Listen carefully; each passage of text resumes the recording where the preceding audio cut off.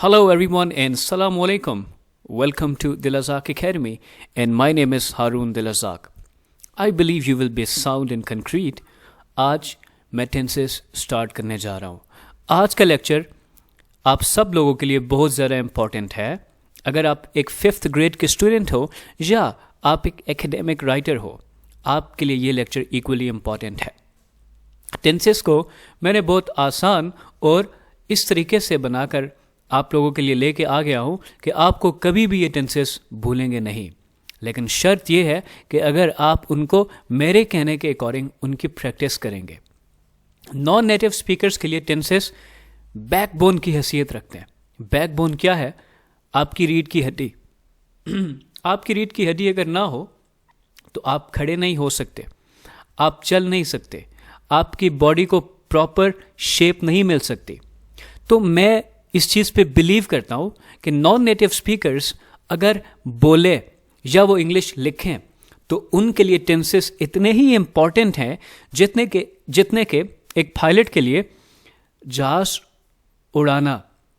जैसे वो जहाज़ उड़ाना सीखता है, इसी तरीके से नॉन नेटिव स्पीकर्स के लिए टेंसेस सीखने, अगर वो लिख रहा है या वो बोल रहा है, तो बहुत ज़्यादा इम्पॉर्टेंट होते हैं. कुछ लोग ये आर्ग्यू करते हैं कि चूंकि बोलने के लिए हमें टेंसेस की ज़रूरत नहीं पड़ती, गोरे भी तो बोलते हैं. तो भाई साहब, गोरों का जो प्रोग्रामिंग है वो इंग्लिश में की गई है.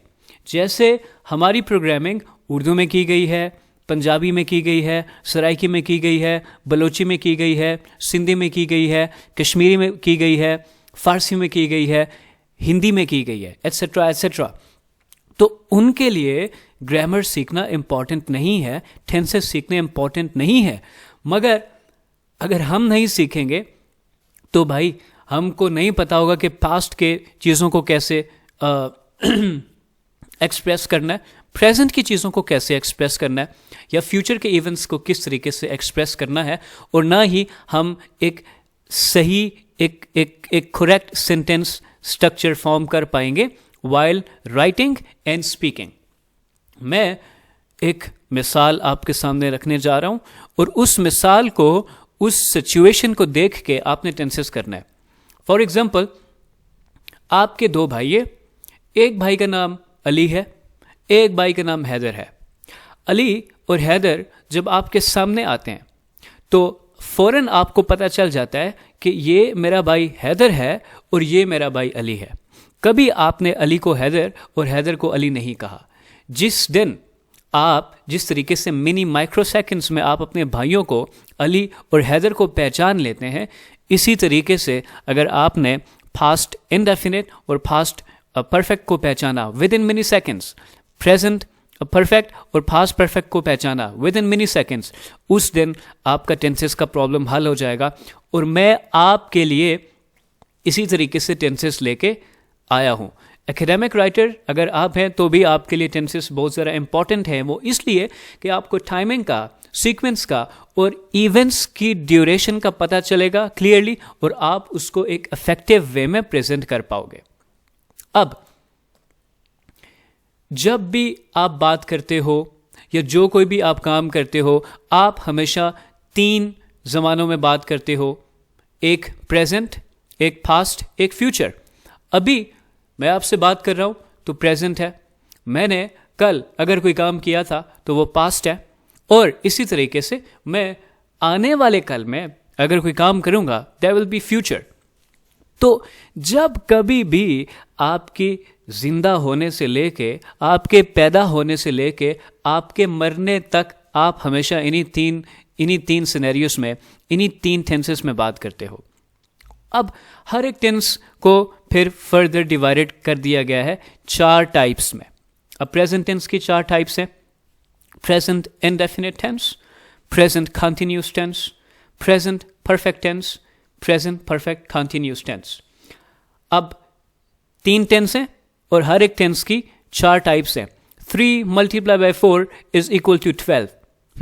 अब ये 12 टेंसेस जब आप इनमें एक्सपर्ट हो जाएंगे, जब आप इनमें एट होम हो जाएंगे, जब आप इनमें अडेप्ट हो जाएंगे, तो आपका 50% सेंटेंस स्ट्रक्चर ठीक हो जाएगा. ये मैं आपको गारंटी दे रहा हूँ. कि 50% सेंटेंस स्ट्रक्चर आपका सिर्फ इन टेंसेस को के सही इस्तेमाल से, इन सब्जेक्ट वर्ब अग्रीमेंट को समझने से इंशाल्लाह आपका हल हो जाएगा। फिर past tense, past indefinite tense, past continuous tense, past perfect tense and past perfect continuous tense. फिर फ्यूचर की भी 4 टाइप्स हैं, future indefinite tense, future continuous tense, future perfect tense and future perfect continuous tense. You must grab a pen and paper, आपके पास pen और paper होना चाहिए। इन सब को लिखो, जैसे मैं लिखवा रहा हूँ वैसे लिखो, उनको प्रैक्टिस करो, बार बार प्रैक्टिस करो, डिफ्रेंशिएट करो, कंपैरिजन करो और उनको प्रैक्टिकल सिनेरियोज में आपको प्रैक्टिस करनी है। फिर इंशाल्लाह आपको ये बहुत अच्छे तरीके से आ जाएंगे। अब इंपॉर्टेंट टर्म्स जो कि सभी टेंसेस में मैं इस्तेमाल करूंगा वो क्या है? सबसे पहली टर्म है सब्जेक्ट। अब सब्जेक्ट कौन होता है? सब्जेक्ट वो होता है जो काम करने वाला होता है, डूअर जो होता है। किसी भी एक्शन का डूअर, काम करने वाले को हम सब्जेक्ट बोलते हैं। For example, Harry is watching a movie.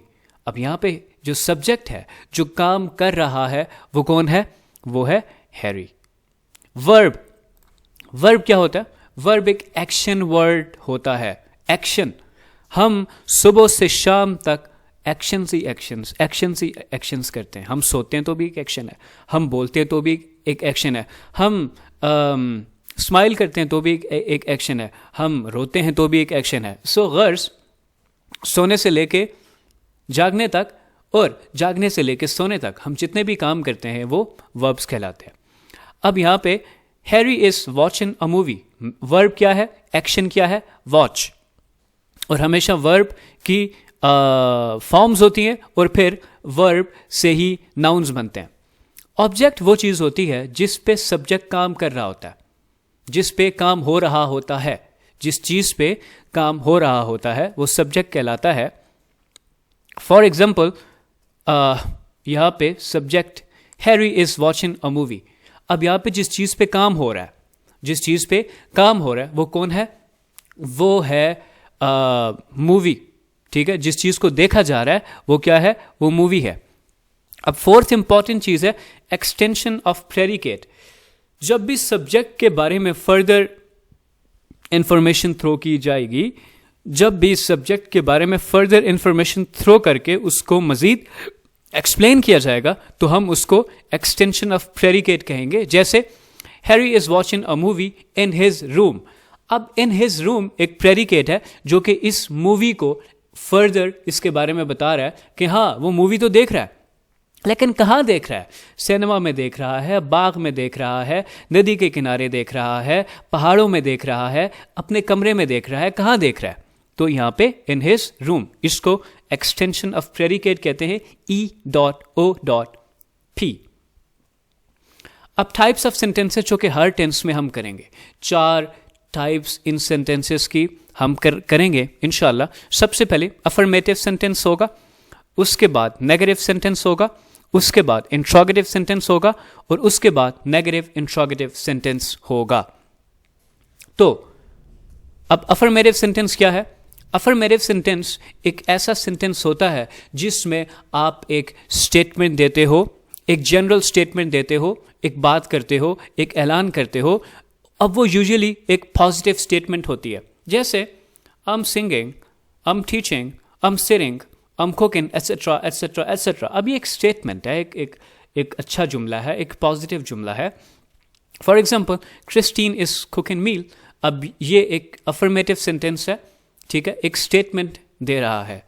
Negative sentence ऐसा सेंटेंस जिसमें एक्शन के या तो ना होने की बात हो रही होती है या उसकी नेगेशन हो रही होती है।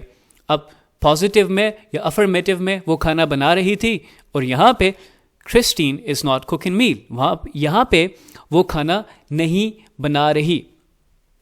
अच्छा, इंट्रोगेटिव सेंटेंस वो होते हैं जिसमें हम क्वेश्चंस पूछते हैं। इंट्रोगेटिव सेंटेंसेस में हम हमेशा क्या पूछते हैं? क्वेश्चंस पूछते हैं। और इंट्रोगेटिव सेंटेंसेस में हमेशा क्वेश्चन मार्क लगाया जाता है। अगर आप इंट्रोगेटिव सेंटेंस लिख रहे हैं और उसके आखिर में आप क्वेश्चन मार्क नहीं डाल रहे तो ये गुनाह कबीरा है, सगीरा गुनाह नहीं है, ये गुनाह कबीरा है।